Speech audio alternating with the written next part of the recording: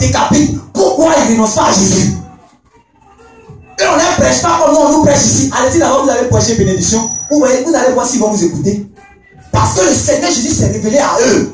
Ils étaient dans une famille musulmane comme ça. Le Seigneur se révèle à eux. Il est capable de dire non à sa famille. Donc quand le tuer comme lui, il est prêt pour mourir pour Jésus. Parce qu'il connaît Jésus. Yes. Mais aujourd'hui, les enfants de Dieu ne connaissent pas Jésus. Parce que le Seigneur Jésus ne s'est pas révélé à eux. Ils ne sont pas en position à un lieu de rencontre entre eux et Jésus. Une position idéale, une position favorable où Dieu va les localiser pour que Dieu puisse se faire connaître à eux. Amen. Gloire à Jésus. Amen. Continue. Celui qui a un commandement et qui les garde, Celui qui a un commandement et qui les garde, c'est celui qui m'aime. il dit c'est celui-là qui vous pouvez crier ici que vous aimez Jésus. Vous pouvez crier, vous pouvez tout ce que vous voulez, vous pouvez dire. Mais il dit que c'est celui qui a mes commandements et qui les garde. C'est celui-là qui m'aime. Oui. Et celui qui m'aime sera aimé de mon Père. Donc vous voyez que l'amour maintenant devient quoi? Réciproque. Donc l'amour là, c'est pas une seule personne qui aime. Si tu aimes Dieu, Dieu doit t'aimer. Gloire à Jésus. Amen. Si tu aimes Jésus, Jésus doit aussi t'aimer. Il dit, je vous ai dit que Jésus même avait eu ce problème. Bon, on va aller continuer. Je l'aimerai Je l'aimerai. et je me ferai connaître à lui. Et quoi? Et je me ferai connaître à lui. Et je me ferai connaître à lui. Je l'aimerai et je me ferai connaître à lui. C'est fort. Quelqu'un dit c'est fort. C'est fort. Donc ça veut dire que si je connais Jésus, Jésus doit se faire connaître à moi. Sinon, tout ce que je suis en train de faire sur la terre ici, même dans l'église, même si je suis proche du pasteur, je serai comme Judas. Judas a eu l'onction pour aller chasser les démons. Judas a eu l'onction et la force par Jésus pour aller guérir les malades. La Bible dit qu'il a prêché l'évangile. Et n'importe lequel, il a prêché l'évangile de la repentance. Mais Judas était comme une échelle entre la terre et le ciel. Les gens pouvaient monter sur lui pour partir. Mais quand le temps de sa mission est fini, Dieu l'a jeté comme ça. Tu vas être comme un panneau indicateur. C'est-à-dire qu'on te regarde, tu indiques le ciel, mais toi-même, tu es comme délivré. Tu es dans le champ, mais tu es livré dans le champ. Et c'est le temps maintenant de chercher à connaître Dieu. Vous pouvez venir ici, vous allez recevoir la guérison, la délivrance, c'est gratuit. Vous devez, parce que Dieu vous aime. Je vous ai parlé de cette anecdote, comment j'ai vécu avec ma maman. Une fois, j'ai parlé de ça. Bon, je vais parler un peu pour que vous puissiez comprendre. J'ai quelques minutes pour terminer. Quand j'étais enfant, j'avais les enfants de le quartier aussi qui me connaissaient. Papa. Et eux, ils venaient à la maison, puisqu'ils connaissaient ma maman, ils connaissaient, on était amis, donc ils venaient à la maison. Et depuis le matin, quand ma maman fait petit déjeuner, ils sont là avec moi et ils mangent le petit déjeuner. Quand 10 heures arrive, s'il y a les petits tout à goûter, qu'ils grignotent, eux aussi mangent avec moi. Donc c'était continuel. Moi, je pensais que c'était mes frères. Parce que chaque jour, ils sont à la maison. À matin, ils vont manger. À midi, quand ils vont faire déjeuner, ils vont manger. Quand goûter, faites encore, ils vont manger. À partir de 18 heures, quand ils vont faire petit manger encore, ils vont manger. Mais quand la nuit commence à arriver, ma maman qui les a nourris depuis le matin, qui les a nourris à midi, qui les a nourris à 16 heures, qui les a nourris à 18 heures, elle dit, papa, allez-y chez vous à la maison. Pourquoi elle dit allez-y chez vous? Je leur ai dit, ah mais ce ne sont pas mes frères. Elle dit non. C'est la même chose qui va se passer. Quand le Seigneur Jésus va venir, il connaît ceux qui lui appartiennent. Il connaît ceux qui ne sont pas à lui. Et il connaît ceux qui sont à lui. Si Jésus, tu n'es pas dans une bonne position pour que le Seigneur Jésus se fasse connaître à toi, quand le temps va arriver, ça sera trop tard. La porte sera fermée. Comme les 5 vierges folles qui sont venues devant le Seigneur. Seigneur, ouvre-nous. Seigneur, ouvre-nous. Le Seigneur dit, je ne vous connais pas. Frère, il y a une chose que vraiment, il faut, c'est quand tu entends ça, il faut faire très attention. Il dit, je ne vous connais pas. Et c'est pourquoi j'ai dit qu'aujourd'hui, si les gens s'amusent là, si les gens s'amusent dans la vie chrétienne, c'est parce qu'ils sont même chauds comme la génération d'après Jésus. Ils ne connaissaient pas Dieu. La connaissance est réciproque. Si je connais Dieu, tu dois se faire connaître à moi. Et ainsi, mon service là sera authentique. Quand je vais finir, je serai récompensé. Je suis étonné de voir aujourd'hui, dans l'église, si aujourd'hui dans cette ville, même à Yopoukou, ainsi qu'on organise tous sortes de festivals de grillades, festivals de placali, festivals de toutes sortes de choses, de flaguettes. Les parents ils sont bons beaucoup, n'est-ce pas? N'est-ce pas? Ils sont beaucoup là-bas. Mais si l'homme de Dieu dit, j'organise un séminaire sur la repentance, sur le salut, sur la nouvelle naissance, vous allez voir qu'il n'y aura pas beaucoup de personnes. Vous allez voir que parmi tous ceux qui va laisser son festival de placali ou bien de flaguettes pour venir dans le séminaire sur le salut. Amen. Vous allez voir que personne parmi ces païens vont venir. Mais je suis étonné de voir que parmi les chrétiens, quand il y a un festival de placali et de flaguettes, ils laissent le jour de la réunion, ils laissent ça. Et puis ils s'en vont là-bas. Ils laissent ça et puis ils s'en vont. Toutes sortes de choses. Le diable même, il fait toutes sortes de programmes pour vous déstabiliser. La distraction va vous tuer. La distraction va vous empêcher d'être connu, de connaître Dieu. La distraction va vous empêcher de pouvoir connaître Dieu. Il a mis toutes sortes de programmes. Les telenovelas, des Nollywood, toutes sortes de choses. Même à l'heure de la réunion, tant que Nollywood n'est pas encore fini, la personne ne vient pas à la réunion. C'est quel genre de chrétien? Si on ne t'a pas encore dit, moi je te dis que tu n'es pas chrétien. Parce que tu aimes Hollywood plus que Dieu. Là où Dieu t'attend à ton poste, tu ne viens pas. Mais le poste téléviseur est devenu ton poste. C'est là-bas que tu es positionné. Alors que Dieu t'appelle à le connaître. Quand tu as besoin de mari, quand tu as besoin de voyage, quand tu as besoin de passeport, c'est là que tu te rends dans un programme à l'église. Je ne suis pas venu te dire ça ce soir. Amen. Gloire à Jésus. Amen. Gloire à Jésus. Amen. Je vous assure, si vous connaissez Dieu, il a dit, je vous ai dit que quand Moïse, quand Josué s'est attaché, vous savez, Josué avait une seule défaite dans sa vie. Une seule défaite. Et cette défaite ne venait pas de lui. Parce qu'il y avait quelqu'un dans son camp qui a commis le péché. La Bible dit que ce jour-là, il a perdu 36 hommes. À part ça, Josué n'a jamais fait de défaite. Parce que Josué marchait fidèlement à s'appliquer à la parole de Dieu. Il connaissait Dieu. Donc je suis étonné. Même aujourd'hui, les anciens films ont même marre.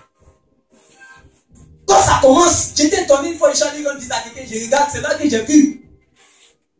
Quand ça commence, il y a une sirène qui est là comme ça. C'est-à-dire qu'en bas c'est poisson et en haut c'est corps.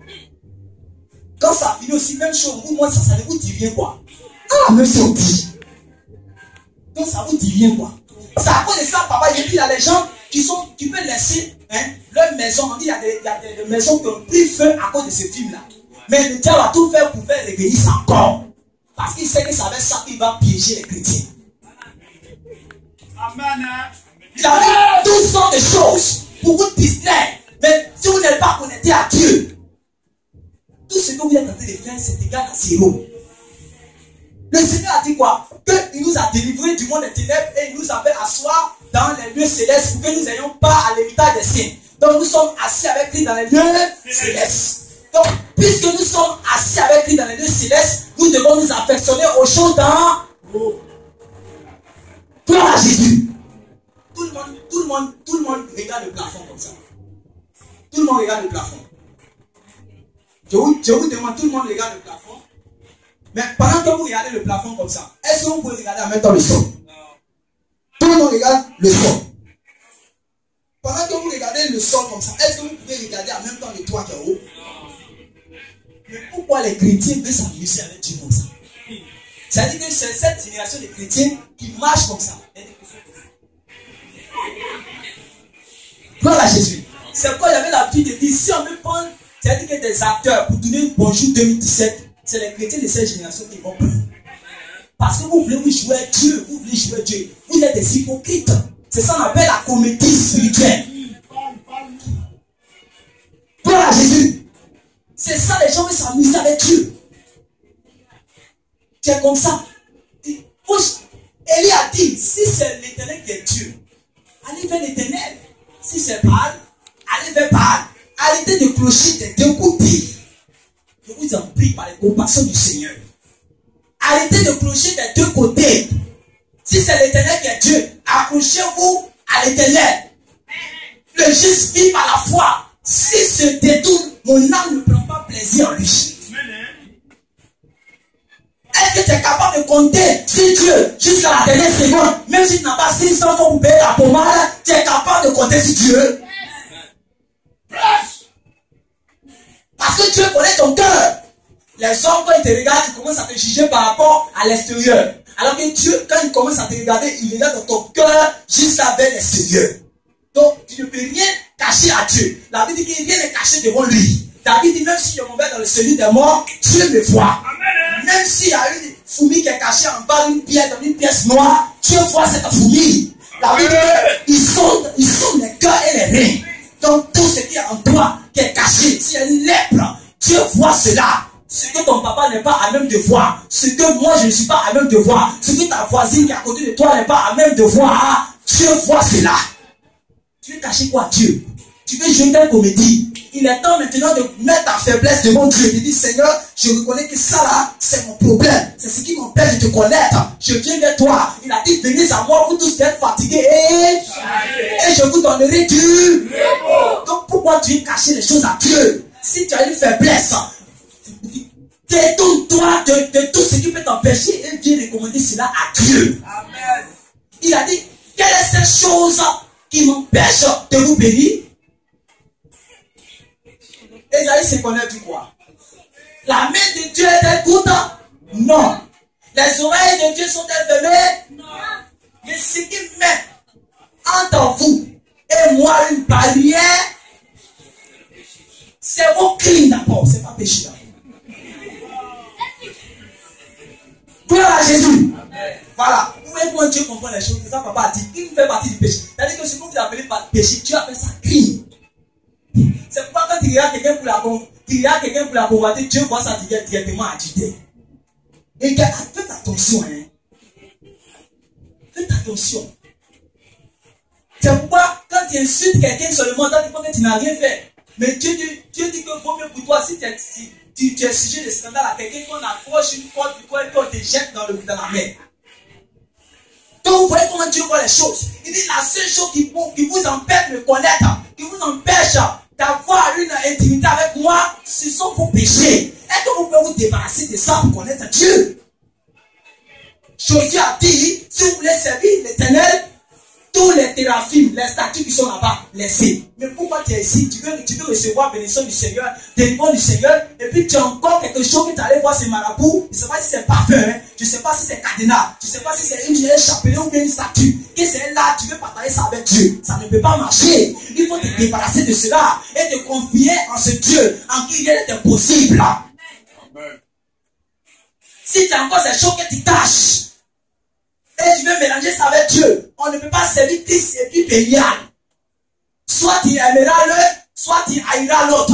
Donc si tu es ici, que tu allais consulter un marabout quelque part, et que tu es venu comme ça n'a pas marché, tu veux venir vers ce Dieu, alors que tu oublies que Dieu sait ce que moi je ne sais pas.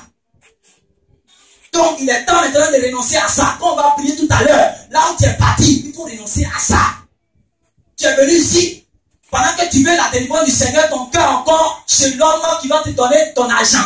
Tant que ta pensée encore sur l'homme, Dieu te regarde et dit, finis ta comédie. Quand tu vas finir, quand tu seras limité, c'est en cela maintenant que tu vas te détourner de l'homme et tu vas venir vers moi.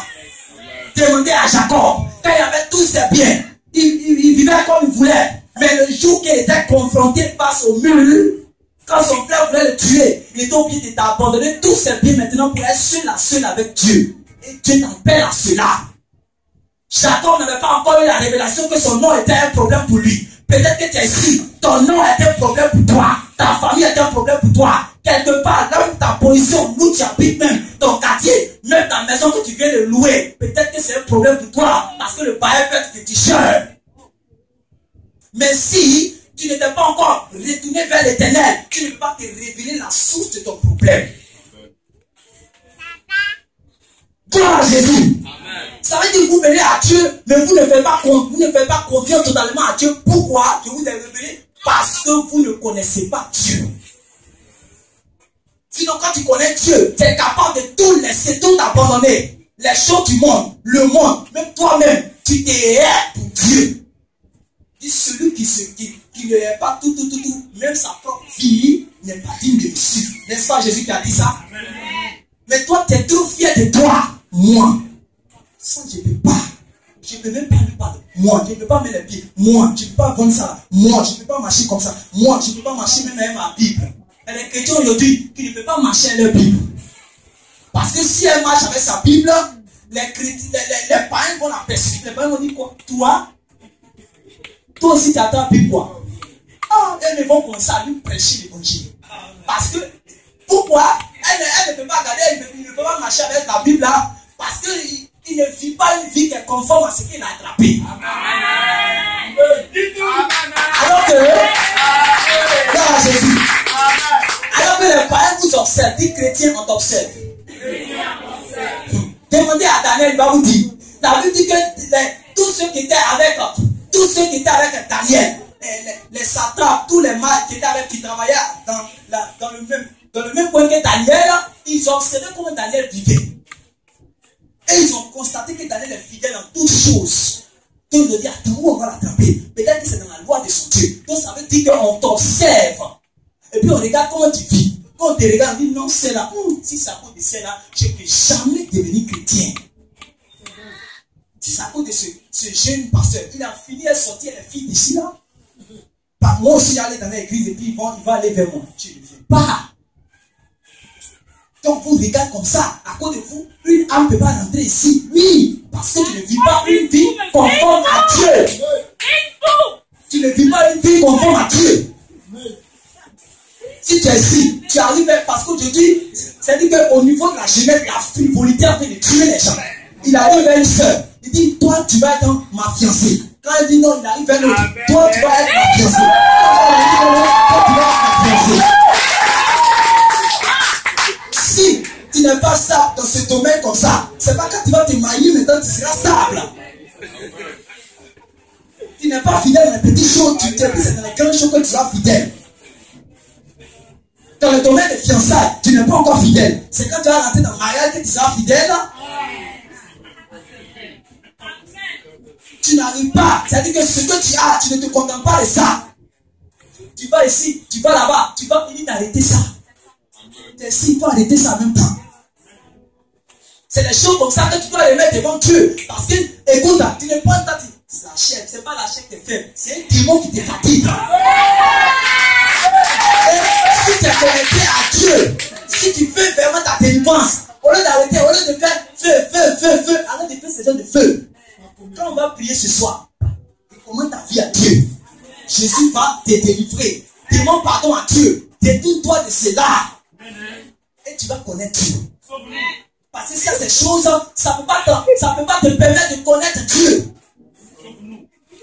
Quand c'est pour marcher avec les revues, il y a les revues qu'on voit 100 francs aujourd'hui, ça va être à côté des journaux là.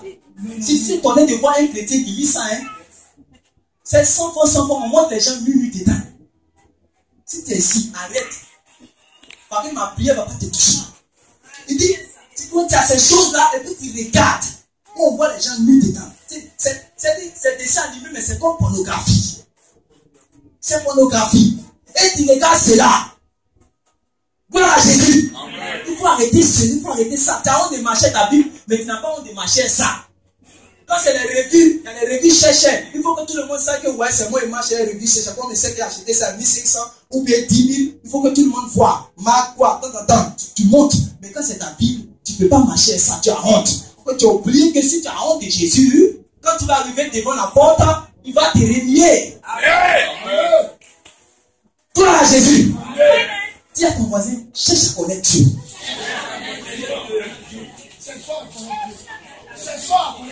Gloire à Jésus. Gloire à Jésus. Cherche à connaître Dieu. Si tu es là, tu connais Dieu. Amen. Amen. Cherchons à connaître Dieu. Toutes ces choses dans nos temps d'été, mais c'est bon maintenant. Alléluia. C'est bon maintenant. Alléluia. Si tu es là, tu vas être utile à cette assemblée. Tu utilises les bases qui sont ton œuvre. Sinon, tu seras cassé sans ménagement. Et puis, Dieu s'en fout. Parce qu'il cherche un vase qui est disponible. Mais tu n'es pas disponible. Tu n'es pas comme l'ouvrage dans la main de l'ouvrier. Tu n'es pas comme un bon vase dans la main du potier. Toi-même, tu veux être potier. Donc, c'est à cause de cela que l'église a de cesser de briller. Parce que tout le monde s'est détourné de son Dieu. Il a dit dans les derniers temps, beaucoup abandonneront la foi pour s'attacher à des doctrines de démons. C'est pourquoi, une fois que tu te détournes de Dieu, tu te tournes toujours en même temps vers les doctrines de démons. C'est une loi. C'est une loi qui est immuable. Une fois que tu te détournes de Dieu, tu vas commencer à aimer les anciennes choses. C'est pourquoi ils vont te parler, tu as dit oui, mais. Tu as dit, ça on peut faire. C'est un petit péché. Dieu peut comprendre. Dieu peut comprendre. Il va comprendre, ça on peut faire, ça fait quoi? Même telle personne fait, même telle personne fait. Ta vie maintenant, tu vis ta foi par rapport à quelqu'un d'autre. Parce que Dieu ne s'est pas encore révélé à toi. La Bible dit que Christ est notre modèle. Au lieu de te focaliser sur lui, tu te focalises sur quelqu'un qui est un homme. Et qui peut te conduire en enfer. Les bons enseignements qu'on te donne ici pour que tu mettes cela en pratique, tu ne mets pas cela en pratique. Parce que tu es le proche du pasteur. Parce que tu es le parent du pasteur. Parce que tu fais du bien au pasteur dont tu penses que tu connais Dieu. Le pasteur t'enseigne pour que tu puisses connaître Dieu. Il ne t'enseigne pas pour que toi tu puisses le connaître. Amen. Est-ce que tu comprends? Il a été établi pour le perfectionnement des saints, en vue de l'œuvre du ministère. Donc tu es venu ici en vue de l'œuvre du ministère. Tu n'es pas venu ici pour faire les trucs. Non, tu es venu ici en vue de l'œuvre du ministère, pour atteindre la statue parfaite de Christ. Amen. Éphésiens 4, verset 11. Tu n'es pas venu ici pour chauffer les bancs. Quand on va, il y a des chaises là. Les chaises qui sont ici là. Il y a d'autres qui commencent à changer de couleur. Amen. Parce que même les chaises changent. Mais toi, tu es la même chose. Tu ne veux pas changer. Tu ne veux pas chercher à aller en eau profonde avec Dieu. Et puis toi, tu es là, tu peux recevoir toutes sortes de bénédictions, tout ce que tu peux recevoir. Facilement. Il est temps maintenant d'être utile pour que le Seigneur, regarde, les gens sont tous de mourir. Écoute, quand la voix de Dieu se fait rare, la Bible dit que dans le temps des juges, la voix de Dieu se faisait rare. Et parce que tu n'es pas disposé, tu cherches qui va se mettre à son poste pour entendre sa voix, afin que cette personne obéisse, pour que cette personne puisse redonner le blason technique de l'église. Pour que cette personne puisse porter le flambeau de Jésus de Nazareth. Pour que cette personne puisse être utile, un canal de puissance pour le Saint-Esprit, pour délivrer des âmes. Le Seigneur cherche, mais il ne trouve pas. Parce que les gens sont distraits dans ce monde. Les gens cherchent des choses de ce monde. Les gens sont distraits. Ils vivent et ils pensent aux choses de la terre. Notre cité n'est pas de ce monde. Notre cité est dans le ciel. On est venu ici pour une mission. Éphésiens 2, verset 10. On doit accomplir cette mission. Nous avons été connus d'avance, préparés pour de bonnes œuvres, afin que nous les pratiquions. Tu as un temps que Dieu t'a donné. Si tu n'es pas entré dans ce temps, c'est fini, Dieu te met à gauche. Il peut chercher une autre pierre. Et de cette pierre dit ses louanges. Il dit de la bouche des abondants, j'ai tiré ma louange. Si tu ne fais rien, que tu viens dans l'église, Dieu va chercher un enfant et il va mettre sa grâce sur cet enfant afin de susciter ta jalousie. C'est pourquoi tu es là depuis longtemps. Tu vois les gens, ils sont de voler. Ils sont d'aller avec en eau profonde avec le Seigneur, mais toi tu es tous dans la même position et tu es jaloux. Pourquoi tu es jaloux? Est-ce que tu es disposé? Frère, tu cherches à connaître Dieu. Et le cœur du Seigneur saigne. La Bible dit qu'il est le souverain sacrificateur établi dans la maison de Dieu. Et qu'il regarde son église, celle pour laquelle il a versé son sang, il pleure. Parce que personne ne veut faire son œuvre. Personne ne veut chercher à le connaître. Pourquoi? Et là, à côté de toi, même ta maison, les gens sont en train de mourir les maladies. Tu ne sais pas que c'est pour toi, afin que l'œuvre, il dit, les gens sont venus. Seigneur, est-ce son papa ou sa maman t'a péché, ou c'est lui-même? Il dit non, c'est afin que l'œuvre de Dieu soit glorifiée. C'est-à-dire qu'autour de toi, il y a le malheur. Mais c'est toi qui dois être cette personne qui va briser le joug de Satan. Mais puisque tu n'es pas cette personne qui vit dans la sainteté, tu ne peux pas t'utiliser.